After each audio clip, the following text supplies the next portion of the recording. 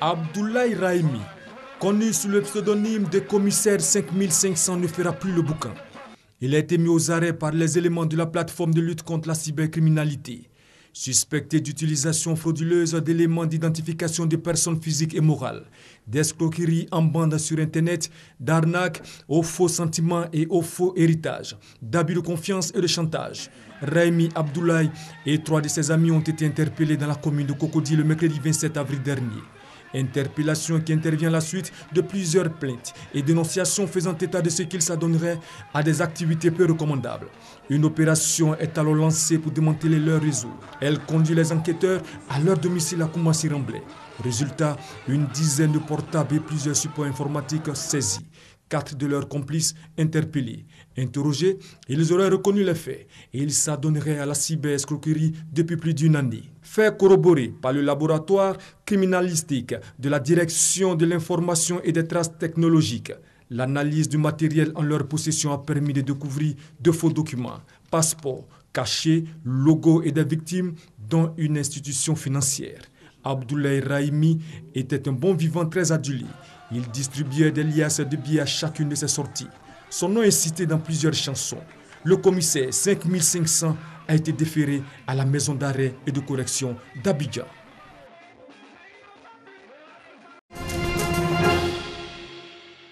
Ces enfants de 4 à 12 ans sont venus prendre part à la séance de dépistage de cardiopathie congénitale infantile, une anomalie cardiaque qui survient au cours de la formation du cœur pendant la vie intra-utérine. Cette séance de dépistage initiée par la fondation de l'Institut de cardiologie d'Abidjan FICA à l'appui du Conseil Café Cacao. Elle a pour objectif d'identifier les principales pathologies cardiaques et les signes précoces de défaillance cardiaque, mais surtout faciliter leur prise en charge. Les enfants dès le bas âge, ils ont des anomalies et quand ce n'est pas vite détecté, la prise en charge ne peut pas être totale. Donc la fondation de l'Institut de cardiologie a décidé de faire des dépistages de prise de tension. C'est une maladie que les gens ignorent. Donc je sensibilise toute la population de prendre l'attention une fois par an. C'est vraiment important de pratiquer le sport et de suivre les conseils d'un nutritionniste. Environ 360 enfants venus des différents quartiers de la commune de Cocody ont été dépistés. Les parents venus les accompagner ont également été dépistés et sensibilisés sur l'alimentation. J'adore le riz et si je n'ai pas consommé le riz le soir, je ne me sens pas à l'aise. En temps, consommer le riz le soir, ça favorise le diabète. C'est tout ce qu'on a appris aujourd'hui. Le médecin a dit ma tension est bonne, que de faire beaucoup de sport. Il a dit de manger moins gras, moins sucré pour éviter les maladies du cœur. En Côte d'Ivoire, sur 300 naissances annuelles, plus de 2500 bébés sont atteints de cardiopathie congénitale infantile. Et 25 à 30% de personnes sont affectées par l'hypertension artérielle. Si rien n'est fait, selon l'OMS, les maladies cardiovasculaires seront à elles seules à la base de 50% de décès dans le monde, toutes causes confondues.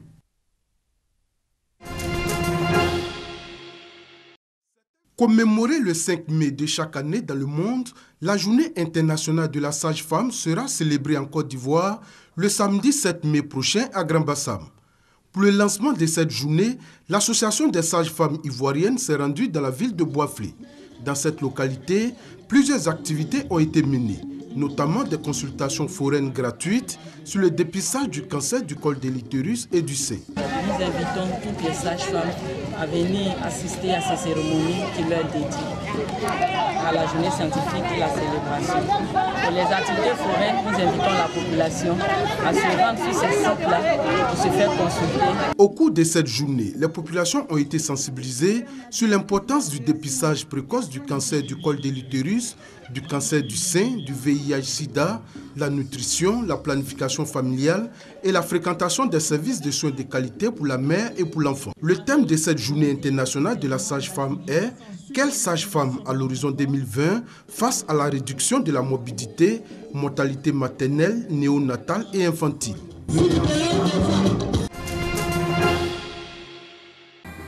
Des motos offertes à la police municipale de Yopougon pour être efficace dans sa mission quotidienne, celle d'assurer la sécurité. Les autorités municipales affichent ainsi leur engagement à rassurer leurs administrés. Il s'agit d'équipements payés par la mairie, par le contribuable de la mairie. Nous marquons notre volonté de faire de notre police un exemple. Nous allons donner l'image de cette police-là qui en vaut la peine et qui contribue donc au développement de la mairie. Bien équipée pour mieux servir, l'action est appréciée par le directeur de la police municipale et de l'ordre public de Yopougon. Ces équipements-là vont rendre plus opérationnels, plus visibles les actes de la police municipale. Il en faut encore plus, parce que les tâches qui nous sont confiées sont immenses. Il faut encore davantage. Et je crois que le maire, il a dit, il nous a promis, il va non seulement augmenter l'effectif, mais également augmenter notre capacité de mobilité.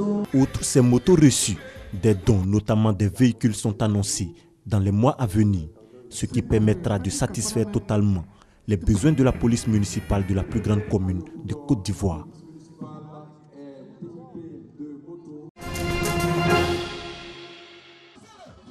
Un recueil de nouvelles pour parler de la virginité chez la femme.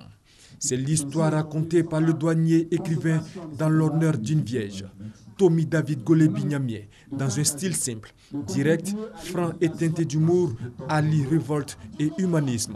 L'État, le gouvernement et toute la communauté internationale œuvrent pour l'égalité, la parité homme-femme.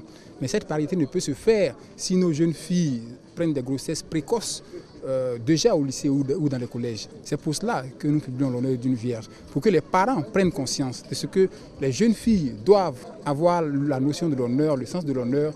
La virginité est sacrée chez la femme et préserve sa dignité. C'est pourquoi des invités à la dédicace estiment que la thématique est d'actualité. C'est important aujourd'hui, de nos jours, qu'une femme reste vierge. Ce sont des vertus qu'on n'a plus aujourd'hui. Véritablement, on exhorte les femmes et nos mamans aussi d'éduquer les jeunes filles dans ce sens-là, pour qu'elles restent vierges, si possible, jusqu'au mariage. À travers la plume, à travers les mots, à travers les lignes, ce sont des conseils que l'écrivain tente de donner à toutes les jeunes filles. Ce qui nous a poussé à éditer ce livre, c'est la qualité de l'écriture de l'auteur.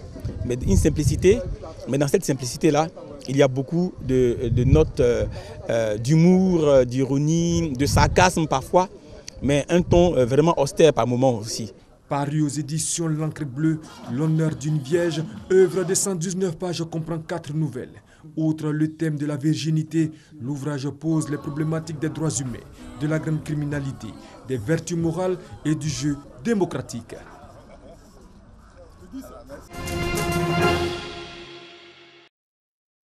Ces carcasses qui s'entassent témoignent de l'ampleur de la sécheresse, du jamais vu depuis plus de 30 ans en Éthiopie. L'ensemble de cette province de Siti, en région Somalie, est en situation d'urgence alimentaire. Ces nomades ont tout perdu. Mohamed Aden possédait 300 têtes de bétail. Il ne lui en reste qu'une dizaine. Au début, nous avions du bétail que l'on pouvait vendre sur le marché pour acheter de la nourriture.